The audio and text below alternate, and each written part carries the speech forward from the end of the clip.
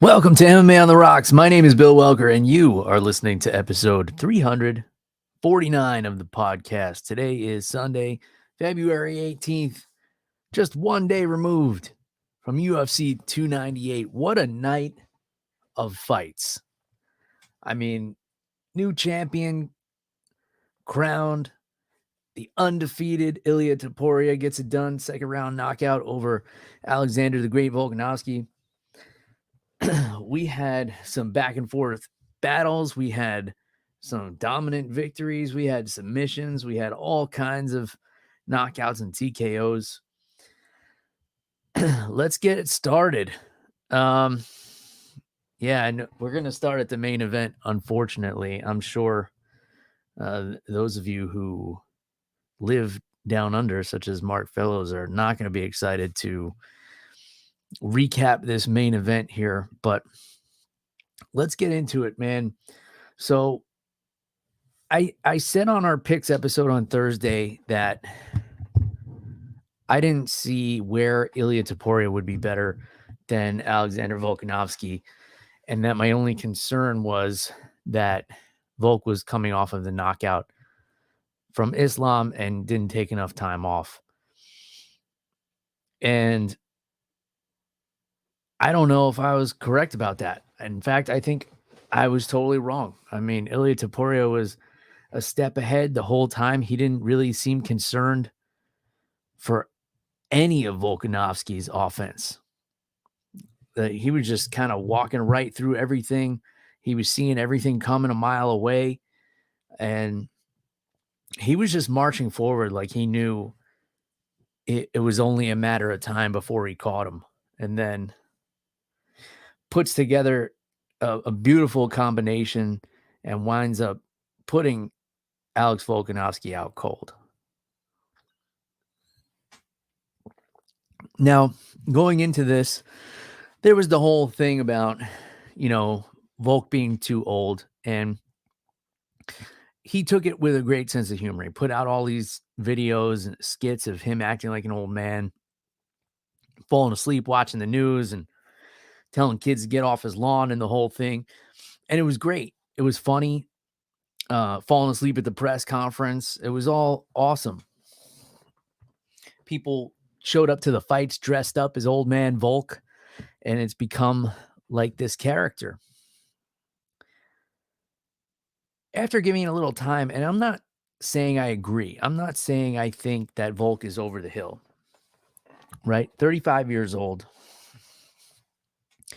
And he got outworked by a young, hungry, undefeated fighter who is skilled everywhere, right? But it did make me consider age in MMA in general, because MMA has kind of been an outlier from other professional sports for a while. And I think the days of the 47-year-old Randy Couture as a champion and the 45-year-old Dan Henderson as a top contender, I think those days are long gone, even at the higher weight classes. Because if you look at other professional sports, look at professional baseball, for example. A guy is 35 years old. They're making him a designated hitter or a pinch hitter, or they're trading him away to get some young prospects, right? A 35-year-old in the NFL, unless it's a high-performing quarterback or a kicker, they're getting ready to get rid of you. The body's just not going to hold up the way it would, in your 20s. Same thing, I'm sure, goes for basketball, which, I don't really follow any of these sports, so I might be talking out of my ass, but let me ask you this question. Do you think we've reached a new wave of MMA where we are going to see fighters leave their peak sooner than they have been? Because if you think about those other sports, right? Let's just use baseball as the example. Little kids start playing baseball from when they're, 5 years old? They start playing t-ball. So they've been playing this sport their whole lives. So by the time they hit 18, 19, 20, they're ready for the major leagues. MMA, still a fairly new sport. When it first came out, we didn't have anybody training MMA. We haven't had people training MMA until probably the last 10 or 12 years, I'd say, where people started training just MMA, right? Before that, it was always they have a background in Muay Thai or they have a background in jiu-jitsu and they kind of train these other things. But now we have people from a young age training mixed martial arts. So my question to you is, will that lower the age where fighters are reaching their peak and getting ready to retire or being forced to retire? And I'm not picking on Volkanovski here. It's just the topic leading into this fight and his age kind of made me think about it. It's seeing a 35-year-old in there so many steps behind a young lion at whatever Topuria is, 27 years old. It made me think about the fact that MMA is one of the few sports that has, guys in their mid to late 30s at the top of the sport, right? I mean, correct me if I'm wrong on that. And there are definitely outliers in other sports. Tom Brady played into his 40s. LeBron James, I think, still plays basketball. He's got to be damn near 40 years old. But I'm talking about in general. Is MMA catching up to these other sports? And I think it's attributed to the fact that people are starting to train mixed martial arts at a younger age. The days of, being a wrestler and being able to pull off just being a wrestler into your 40s are gone. And I just felt like we witnessed a changing of the guard here. Like this is a new generation. And, maybe I'm wrong. Maybe we're going to end up having, a 45-year-old champion somehow by the end of the year. Maybe Stipe is going to come back and win the heavyweight championship. But just some food for thought. Let me know what you guys think. Do you think, I'm kind of close on this one or just way off? So what happens with Volkanovski here? It's going to be tough. I mean, the guy was such a dominant champion for so long. I think he definitely needs to take an extended period of time off. And I think his team needs to force that. And then after that, what do we do with him? I mean, here's a guy, he basically cleaned out the division. He tried to move up a division and he wasn't quite big enough. I mean, he did well against Islam in the first fight. And then the second one, we all know what happened. He took it on short notice and he got put out. What's next?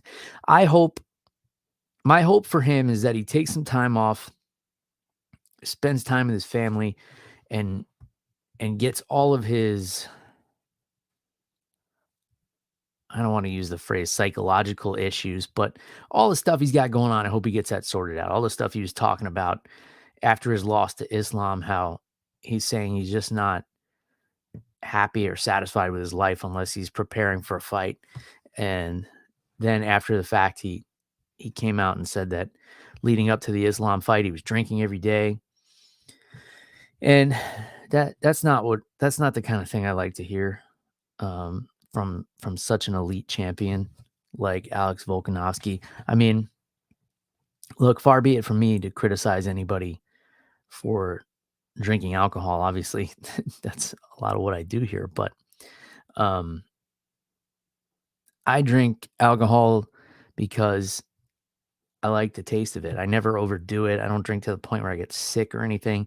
Definitely don't drink every day. I don't drink during the week, really. But yeah, if you're drinking alcohol to drown some problems, then that could be an issue. And I'm not saying this to pick on the guy. Like I hope he straightens it out. I mean, he's got a lot going for him. He's probably the best featherweight of all time right now. I think most people would put him in that position. He's got a beautiful family, and I just hope he takes a good amount of time off to appreciate those things and put everything into perspective. And, let's see him back sometime after the summer. And then who knows, maybe the division will get shaken up by then. I know he wants an immediate rematch, and Topuria is kind of entertaining the idea, but for his sake and for his legacy and for his health, I hope he takes a long way off, because if he gets right back in there with Topuria, I think the result won't be much different, to be honest, But who knows? Maybe I'm wrong. I've been wrong about a lot of things in my life. All right, co-main event. Great fight. Robert Whittaker and Paulo Costa. So the first round, Whittaker seemed to get in a rhythm right away, and he was piecing Costa up. Clearly won the round, and then right at the end of the round gets caught with a heel upside the head. Just a vicious head kick. And if it had happened even a minute earlier in the round, we'd be having a different conversation right now, because he was definitely wobbling, going back to his corner. That shot hurt. It was definitely the most significant shot of the round. I still gave Robert Whittaker the first round. And I think he has his cardio to thank for it. It's kind of been proven that the better your cardio, the better your chin. And Robert Whittaker is one of the best conditioned athletes on the roster. I think he's probably one of the hardest workers, always comes in shape. And I think that's what saved him. That's what helped him recover between the first and second round. It wasn't pretty after that. It was a gritty fight. And, Whittaker coming away with his hand raised. So it's hard to believe that Whittaker is only 33 years old too, right? I mean, you would think he's even older than Volkanovski, because he's been around for so long. Well, what do we do with Robert Whittaker now? Right? I guess, do we put him back in there with Dricus? I don't think anybody wants to see that. That fight was pretty one-sided. And the only other people ahead of him are Adesanya and Strickland. So, I mean, do we do Whittaker and Strickland? Here's a guy, I think a lot of people, here's another guy, I think a lot of people were starting to count him out. And what they don't realize is the only people he's lost to at middleweight are champions, Adesanya and Dricus. Dricus wasn't a champion when he beat him, but he became a champion in his next fight. So I don't understand why people will be writing off Robert Whittaker, but I do understand it, because it's the MMA fan base, and they're very quick to write people off. A lot of people still have the boxing mentality of once you lose a fight, that's it. You're you're done pretty much. And people in the MMA space will turn their back on you after one loss. And that's sad. It really is a sad thing, especially in a sport with such high stakes and with so many variables where so many things could go wrong, from your training camp to your weight cut to just, the pressure of the crowd, or you have a bad warm up and you come in flat and you get caught with something. It's not the same as boxing, where you can go in and, have a bad night and still get your hand raised.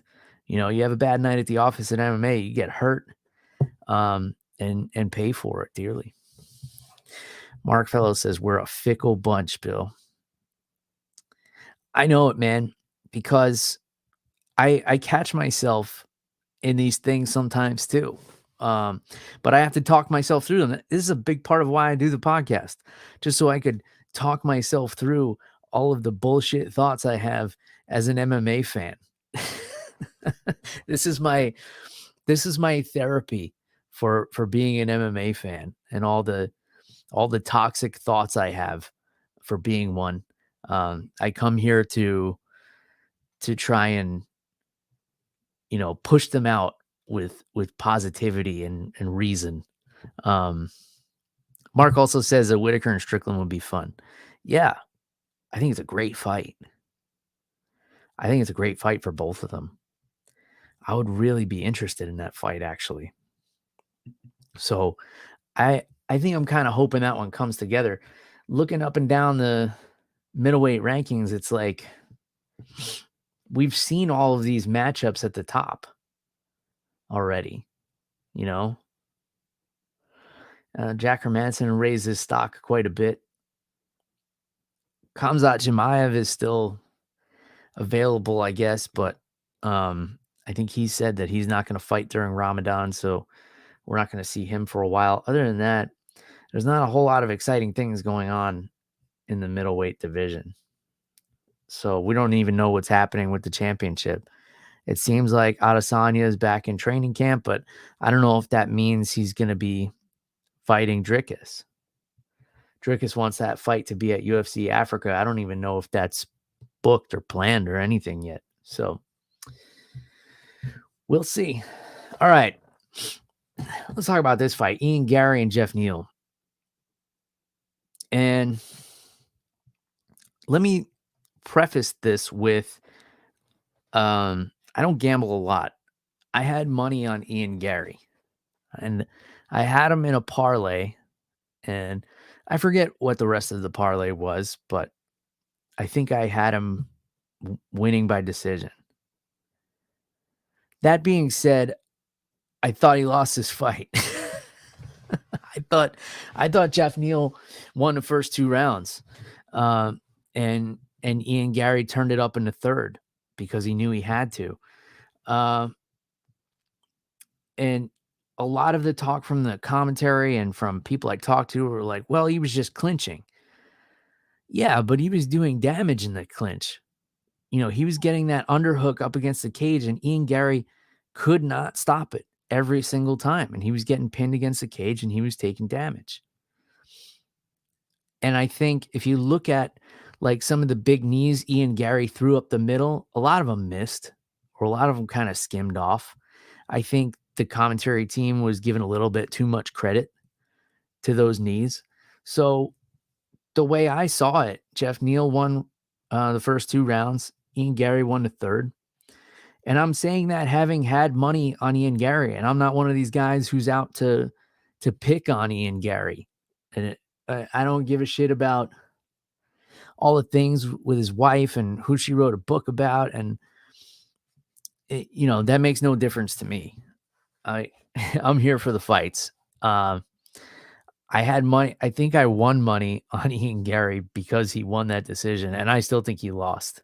So, but that's just one guy's opinion. What did you guys think? How did you score it?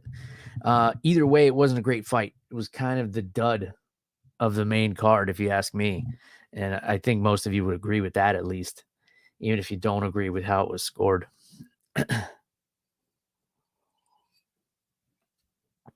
Then, man, I got to say, the shocker of the night, and I'm not shocked that he won.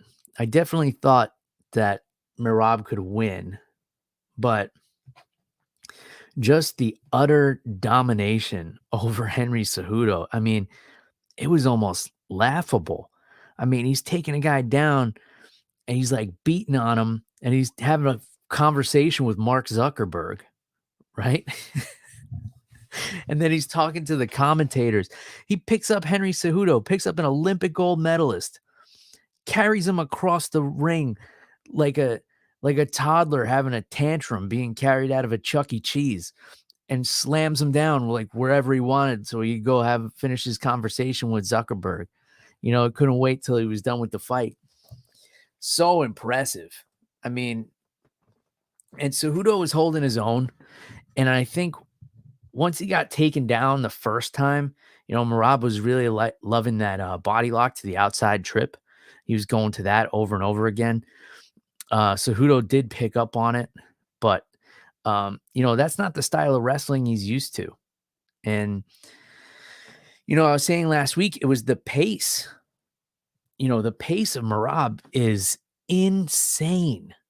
The fact that this guy could fight foot on the gas the entire time, and he's going, I want a 10-round fight. 3 rounds isn't enough for me. Give me 10 rounds. And here Mark Fellows says another 10 wins and Merab will earn himself a title shot. It's starting to seem that way because this guy he's just become like a marauder. Like he's just burning through everybody. I mean, who would want to fight this guy? I mean, you're out for a tough night. Like, pack a fucking lunch if you have to fight Merab. This guy is tenacious. And that's putting it lightly. I mean, all gas, no brakes. And Cejudo just didn't have an answer. And I wonder, obviously Henry Cejudo is a fantastic fighter, 2-division champion, Olympic gold medalist, 37 years old. So I wonder if we're, witnessing the same paradox that I was talking about earlier. Is MMA reaching the point where guys in their mid to late 30s can't have the same success that they did, 5 years ago, 10 years ago, 15 years ago? Are we looking at a different landscape in MMA where it's going to start to be dominated by these guys in their mid 20s who have been training in mixed martial arts since they're 10 years old or whatever the case? I don't know. Here's what I didn't like about this. Here's 2 guys going at it who are both black belts in wrestling. But the jiu-jitsu from both of these guys was concerning. The fact that these guys are such high-level fighters. I think Merab is a purple belt under Matt Serra. And when he was on the bottom in half guard, he looked like he didn't know what to do. And Cejudo looked like he couldn't pass.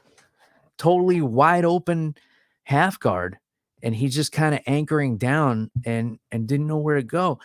You would think these guys would have a little bit more jiu-jitsu to the point where they could pass guard and retain guard, especially since they're both such high-level grapplers. But, maybe in the jiu-jitsu practices, A, they're just not that concerned with jiu-jitsu because they know they have the wrestling to control almost anybody. And B, maybe they just get away with things that they shouldn't because they're such strong wrestlers, and that can happen. I've had that experience myself in the jiu-jitsu gym where I've gotten in and out of situations that I probably shouldn't have. It wasn't the greatest technique, but I kind of relied on my wrestling and forced things a little bit, and I got out of some bad spots, and you don't learn your lesson that way. So, I mean, it was a great fight. It was probably the best performance of Merab's career.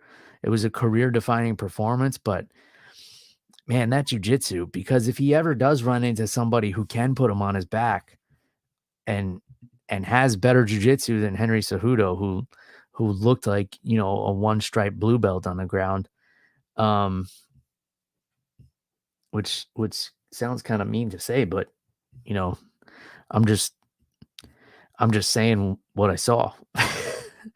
So let me see, though. Is there even anybody who could put him on his back?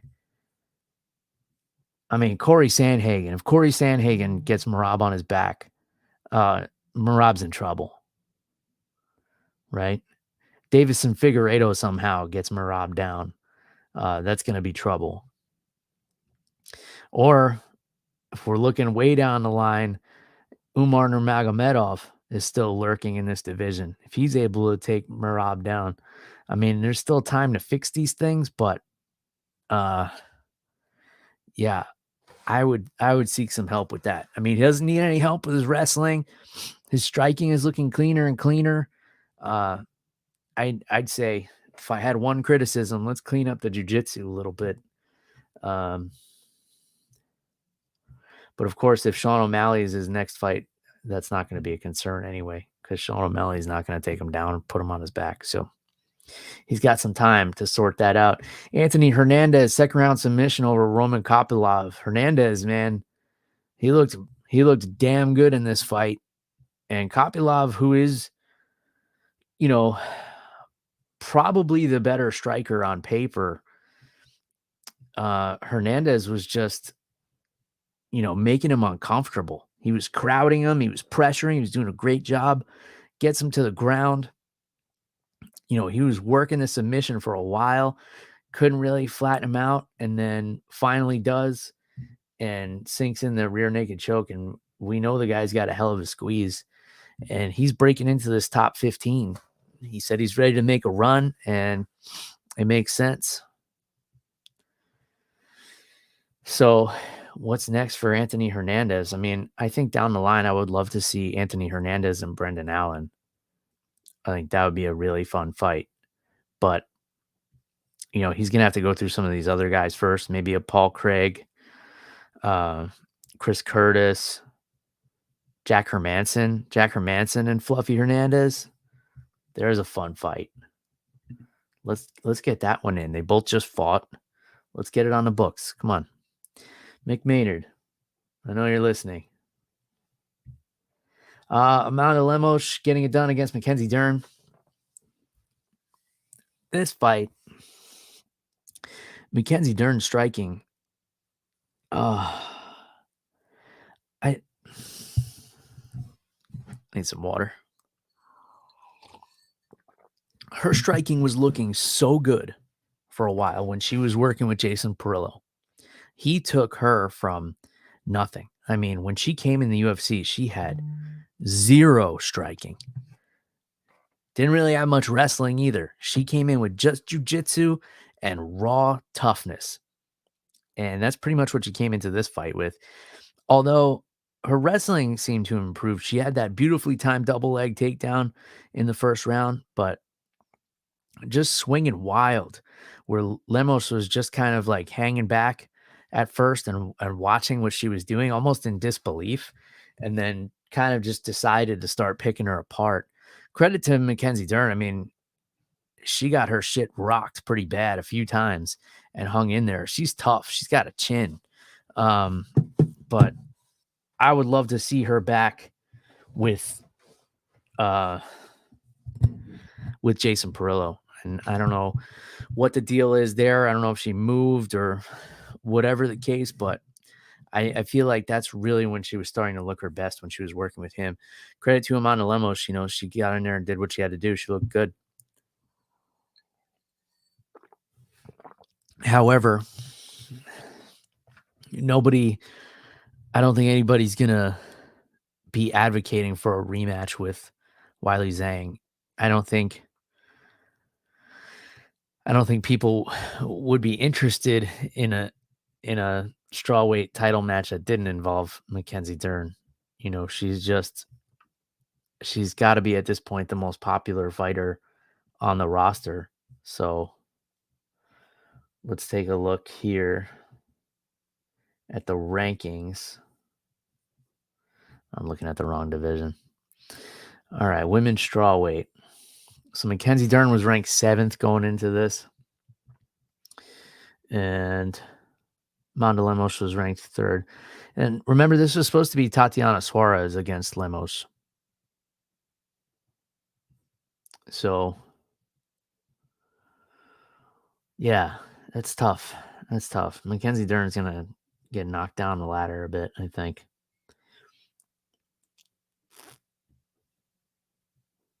But she can bounce back. I think if she gets back with Perillo and sharpens up her striking a bit, tightens up the defense, she could still make a run.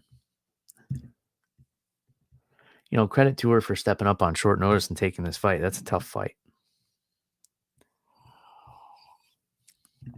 Mark asked if Tatiana was injured again, and the answer is yes. She had to pull out of this fight with Amanda Lemos, and Mackenzie Dern stepped up to take it.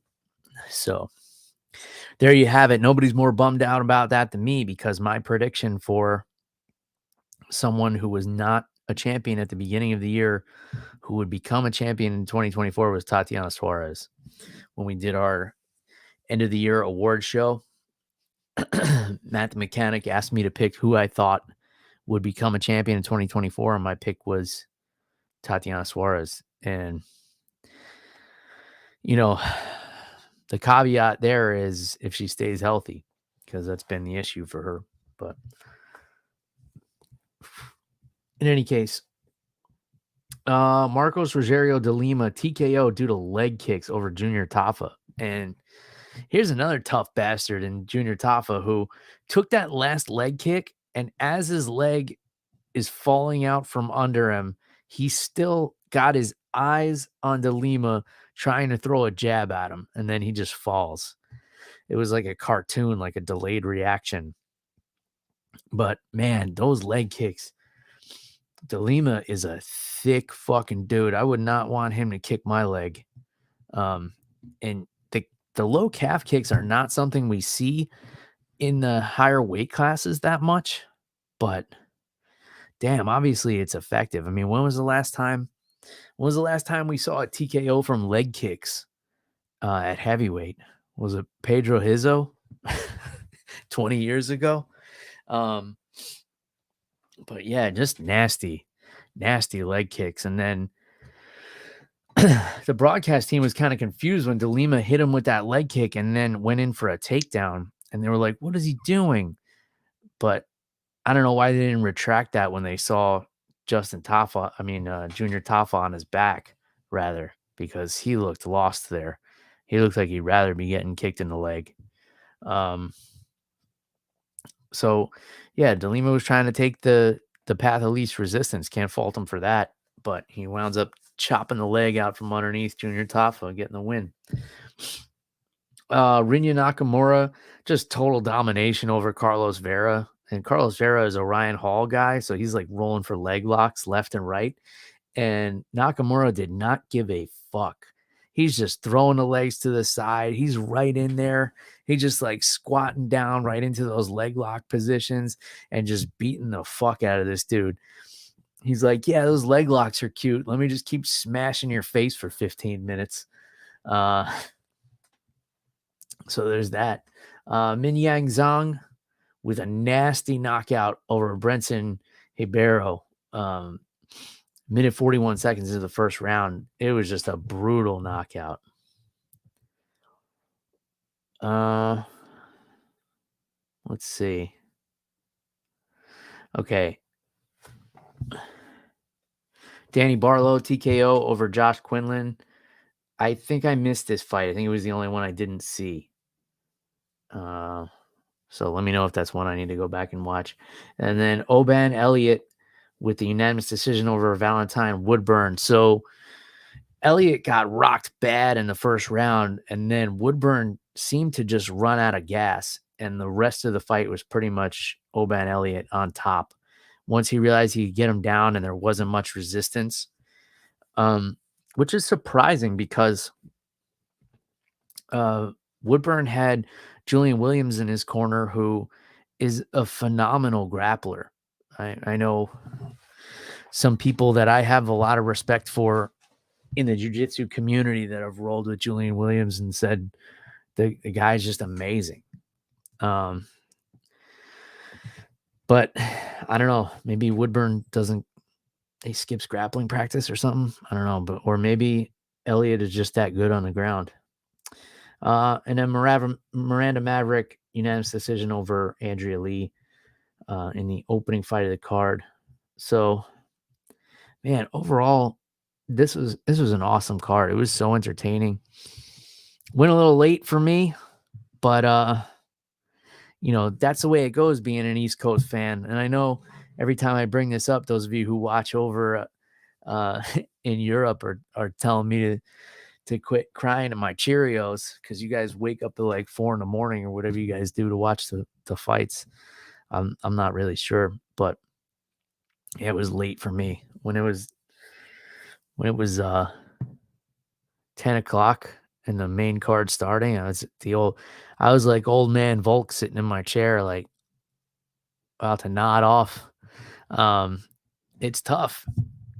It's tough, man, especially when you got young kids and they don't care how late you're up. watching the fights. My daughter doesn't give a shit. She's like, you gotta get up. It's time to do stuff. So,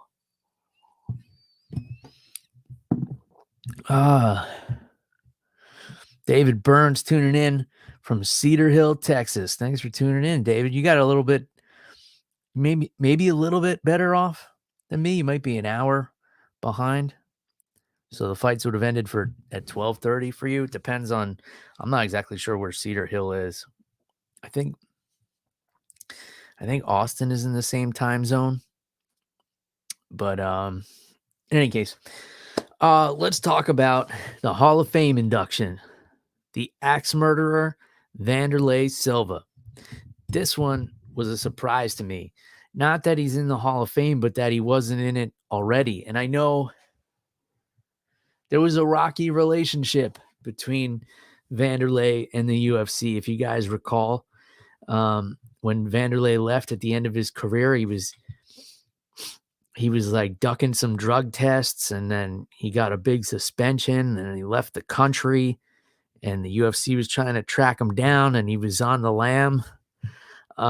It was a whole big production, and then he wound up putting out this video, and I think it was right around the time I started MMA on the Rocks, so it had to be 2016-ish.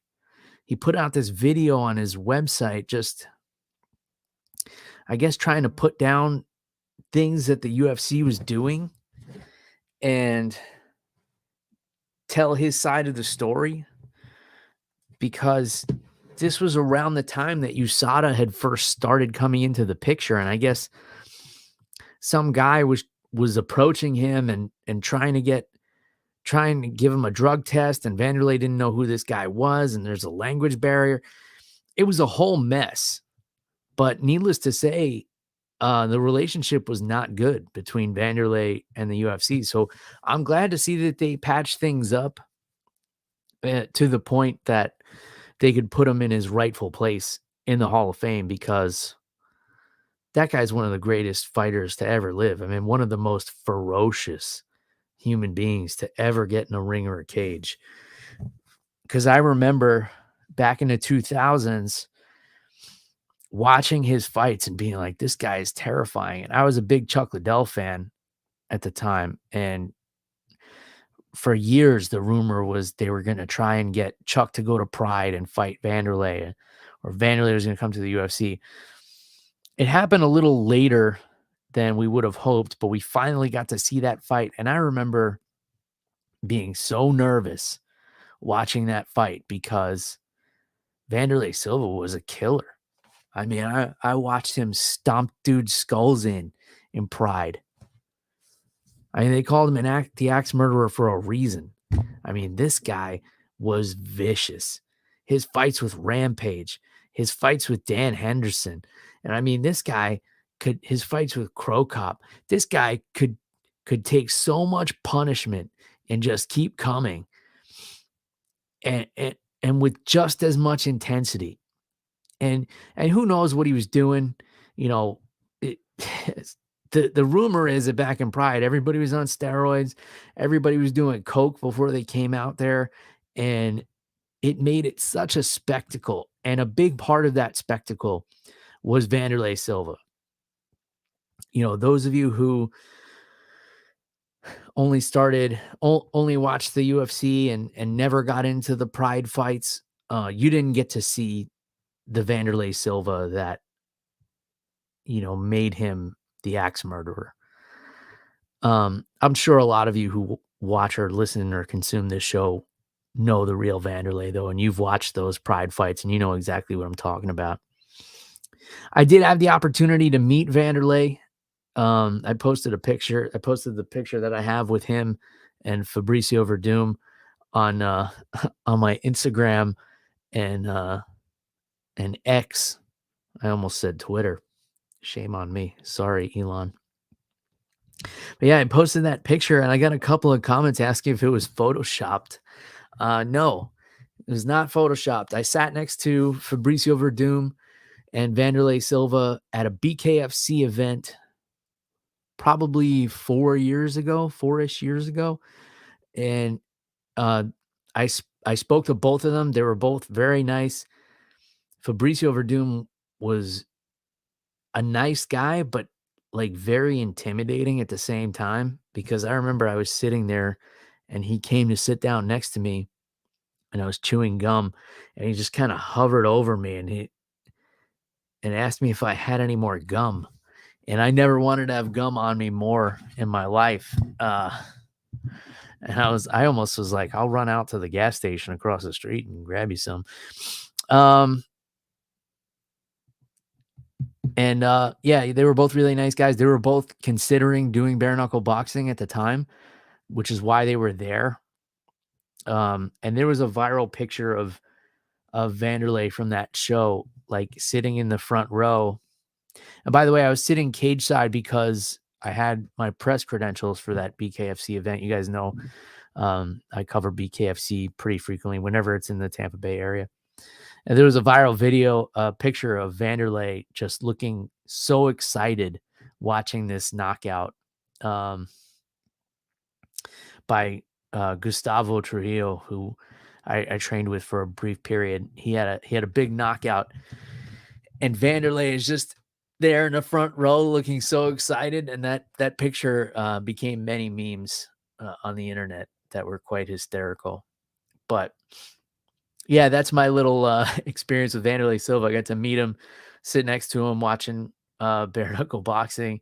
It was an awesome experience. Got to take a photo with him, and yeah, very cool. Very cool. Very happy for him being inducted to the UFC Hall of Fame. I mean, well deserved. Definitely well deserved. I mean, that guy was just a brute. Just a brute. All right. Mark Fellows says, my reaction to Alex Pereira versus Jamal Hill being announced as the main event of UFC 300. Icing on the cake, in my opinion. Great fight if Hill is fit and ready to go. I hope that Jamal Hill is back 100%. I love this fight. And I'm going to talk more about this on Thursday because I think Matt the Mechanic has a different opinion than me. So we're going to do one of our hot take or take a shot debates on this. I love the fight. I think it's an awesome main event for UFC 300. I'm so excited for the card. I think the card was fine on its own. And I agree with Mark. This is icing on the cake. And I have some other things I want to say, but I know Matt's going to listen to this, and I don't want to give him my counter arguments. So I'm going to hold back and save it for Thursday. So tune in Thursday so you can hear us debate over whether this was a good main event to make or not. And either way, it's the one we have, right? Dana said he talked to so many people. He tried to make so many fights happen. Apparently Leon Edwards said yes to 3 different guys. And, obviously we know the other guys didn't say yes. So that's that. Let's see. Anything else? I don't think there's anything I wanted to get into. Next week we have a fun card, Mexico City. Brandon Moreno and Brandon Royval in the main event. This is a rematch. Of course, Brandon Moreno TKO'd Brandon Royval right before he went on his title run. Co-main event, another rematch. Awesome fight. Yair Rodriguez, Brian Ortega. So you guys might remember Rodriguez submitted Brian Ortega. Whoever had that on their bingo card made out lucky.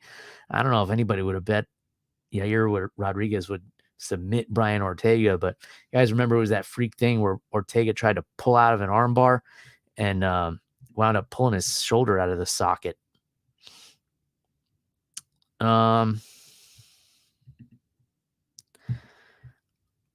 Let's see.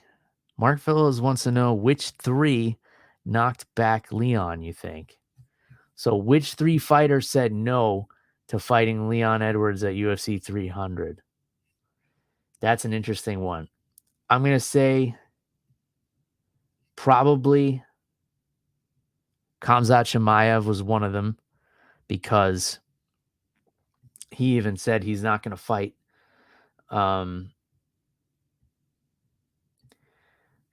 He's not going to fight during Ramadan. So, I mean, I would guess Bilal Muhammad, but Bilal Muhammad has been shouting from the rooftops that he wants this fight and he wanted it at UFC 300. But I can't imagine that there were 3 guys ahead of Bilal. So they must have asked him. So maybe he didn't say no, but maybe he's like, well, I wouldn't prefer it. I would like to do it. And they just hung up the phone on him. So maybe something like that, you know, where he didn't really say no, but they were looking for a hard yes. That is a great question, Mark. So, yeah, I'm going to go with that. I'm going to go with Bilal Muhammad. I'm going to go with Khamzat Chimaev.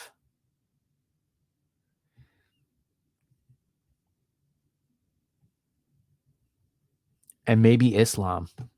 Maybe they asked Islam to move up and go for the double champ status against Leon, and he also said no because of Ramadan. I'm blaming all of my answers on Ramadan here. I feel like that makes me prejudice or something, but it just seems to be like the common denominator here. Because I don't think he would have asked Colby Covington. I just don't think they would have made that rematch. I think they would have wanted a fresh fight for UFC 300.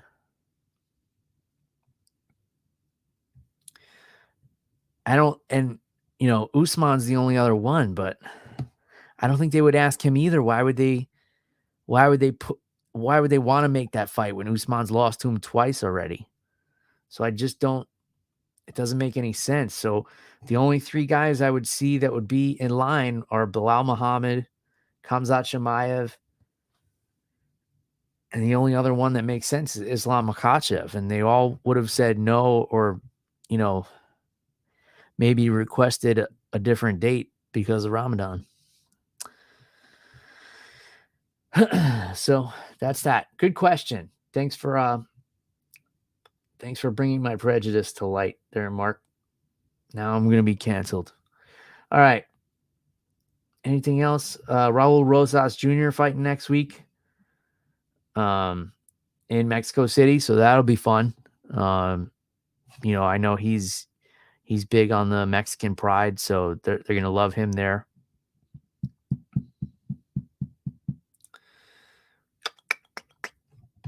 And we'll break down the rest of this card on Thursday. Got to do a little more research here. All right. Well, let's wrap it up there before I say anything else stupid. If you want to get some MMA on the Rocks merchandise, you can do so through our friends at Team Reaper, reaper1.co. You can use the promo code MMAROCKS10. That's MMAROCKS10. You can get yourself an over-the-top, under-the-influence t-shirt, tank top, or hoodie. There. And yeah, that's all I got, guys. So great card. I'll see you all Thursday evening, 9:30-ish Eastern Standard Time. Until then, thanks for tuning in. Cheers, everybody. Bye.